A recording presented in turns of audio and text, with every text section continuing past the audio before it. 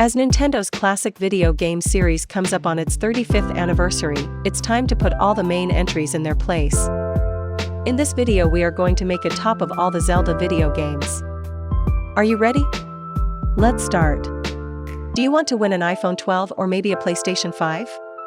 You can enter this giveaway by clicking the link below in the pinned comment section. 17. Triforce Heroes.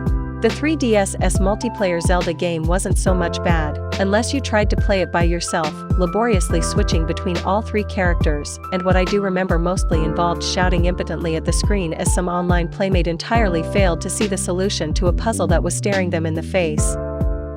16. Zelda 2: Adventure of Link. I maintain that hardly anyone has actually finished this needlessly opaque side-scrolling follow-up to 1986's The Legend of Zelda, because A. It's incredibly hard to figure out what the game wants you to do, and B. The final dungeon has 2 bosses, and if you can't finish it then you're turfed out to attempt the whole thing again. Long considered the worst game in the Zelda series, it hasn't improved with age. 15. Phantom Hourglass. The touch controls were cool, but what everyone remembers about Phantom Hourglass is being sent back to the same dungeon again and again every time you threaten to make some small amount of progress. 14. Skyward Sword. Not everyone loved swinging the Wii remote around like a sword, but if you ask me, that was Skyward Sword's best feature: parrying and jabbing, throwing bombs, approaching sword fights like kinetic puzzles. More annoyingly, the game was unacceptably bloated, sending you round the houses chasing unmemorable artifacts and retracing your steps. 13. Spirit Tracks. Zelda but with trains is an idea straight from the mind of a 7-year-old, and indeed Spirit Tracks is endearingly toy-like. Driving this little locomotive is such a tactile joy, with its touchscreen whistle and cranks. This is a series all about childlike pleasures, playing, exploring, seeing what happens when you prod things with a sword, and Spirit Tracks leans into it. And teaming Link up with a ghostly Zelda lent it an unexpected and likable buddy movie feel. 12. Minish Cap. A Zelda game that never really felt like a Zelda game, for good and for bad. The dungeons and the rhythm of play are vintage Zelda, with cunning puzzles and that rewarding drip feed of new toys to explore the world with, but guest developer Capcom brought in quirky new characters and snappy dialogue, and of course, a talking bird that lives on Link's head. 11. Four Swords Adventures. A great multiplayer take on Zelda that practically nobody played as intended, because you needed a GameCube for Game Boy Advance consoles and 4 link cables to do it. If you actually managed to make this happen on one Faded, then you'll know that this is one of Nintendo's most inventive and laugh-out-loud fun multiplayer games. But for most, this is the best Zelda game they'll never play. 10. The Legend of Zelda. Inspired by a young Shigeru Miyamoto's aimless adventures in the Japanese countryside, the original Legend of Zelda still communicates the thrill of adventure, of heading off in a direction and not knowing what you might find. Hard as nails by today's standards, but still fun. 9. Link's Awakening. The first of what I like to call the weird Zeldas, in which Link ends up somewhere other than Hyrule, where things are familiar but subtly strange. In Hyrule, Link is a hero, in these alternate realms he's nobody, despite all the times he has saved the world. It's an interesting trick to pull on a player.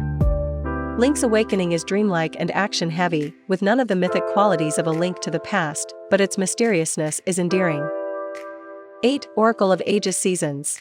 2 interestingly intertwined games that, like Pokémon Red and Blue, needed each other to be complete. In one, Link could travel through time, hardly a new concept for the series but still cool. In the other, he could change the seasons. These gimmicks led to some truly great puzzles, and Capcom's guest designers clearly had a lot of fun expanding Link's arsenal with playful additions like magnetic gloves and seed shooters. Connecting the 2 games together to unlock new layers of the story was a huge pain, involving passwords and Game Boy Link cables, but it was also an ambitious idea that deserves admiration. 7. Twilight Princess. The emo Zelda, in which Link could transform into a wolf and pound around a melancholy, corrupted, more realistic Hyrule in the company of Dark Imp Midna, one of the series' best characters. Enormously popular with the angsty teens, and somewhat underloved by everyone else, in some ways Twilight Princess is one of the less adventurous Zeldas, enthralled to Ocarina of Time and also to the fans who wanted a mature counterpoint to Wind Waker. But it also had a dark fairy tale atmosphere that makes it stick in the memory. 6. A Link Between Worlds. laying the foundation for Breath of the Wild's shake-up of the old Dungeon Explore dungeon formula. A Link Between Worlds pulls the shocking move of giving you most of the items you'll need right at the very beginning and just letting you loose to tackle Hyrule in whatever order you choose.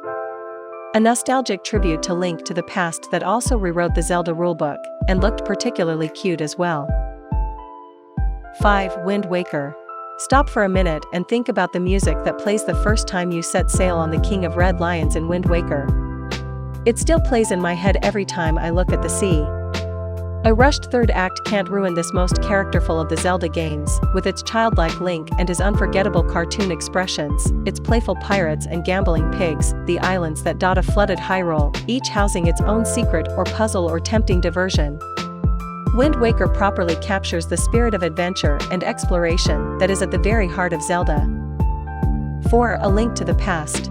There was an entire world inside this cartridge, not just a series of challenges to be overcome and enemies to be defeated.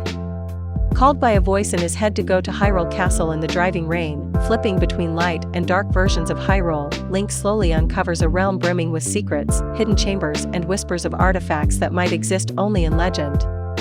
A great action game with timeless, mythical narrative qualities. 3. Ocarina of Time. It is impossible to divorce Ocarina of Time from the technological leap forward that it heralded for video games as a whole, when it arrived in 1998. Here was the first virtual place you could ride around on horseback in 3D, walking out into the open expanse of Hyrule Field, with that triumphant swelling soundtrack, was the start of a new era. There's little Link, the weight of the world on his shoulders, robbed of his childhood and sent catapulting forwards through time into a grown body and a world he doesn't recognize. Exploring these two Hyrules, the one of Link's childhood and the one of his nightmares, I'm struck not just by how enjoyable the game is, how confidently the designers wielded these entirely new 3D tools, but also by how elegantly it evokes childhood fears and loss of innocence. 2. Majora's Mask. Made in just a year and using the same artistic and technological tools, Ocarina of Time's weirder, even sadder little sibling is deeply atmospheric. Stuck in a 3-day loop in a doomed parallel world threatened by a grimacing and increasingly proximate moon, Link is stripped of his identity as the hero of time and left to reckon with mortality and loneliness. Its Groundhog Day premise is so elegant and clever that it's remarkable more games haven't tried to copy it. 1. Breath of the Wild. This, after more than 3 decades, is the ultimate expression of what Zelda has always been about: the spirit of adventure, the thrill of discovery, the rewards that await a curious mind. The series was bound for years by the conventions it had invented: visit dungeon, collect item, explore more of the map, find the next dungeon, and so on. But in Breath of the Wild, we are set free to explore where we want, even if it's too dangerous. Nowhere is closed off, and instead of feeling like a series of doors that remain locked until you are given the right key, Hyrule feels like a truly open expanse, where you can always get distracted by a giant horse you want to tame, or a path weaving off into the forest, or a suspicious-looking cluster of rocks that hint at the entrance to a shrine.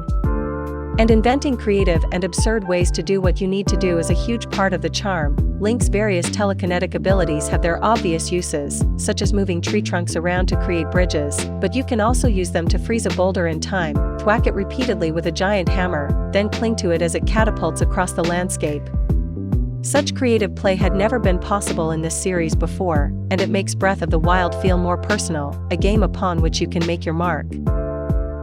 So what is your favorite Zelda game? Please, I want to read your opinions. Leave it in the comment section below. Do you want to win an iPhone 12 or a PS5? All you have to do is comment the secret hidden message and give a like on this video and subscribe to this channel, so we keep affording this giveaway.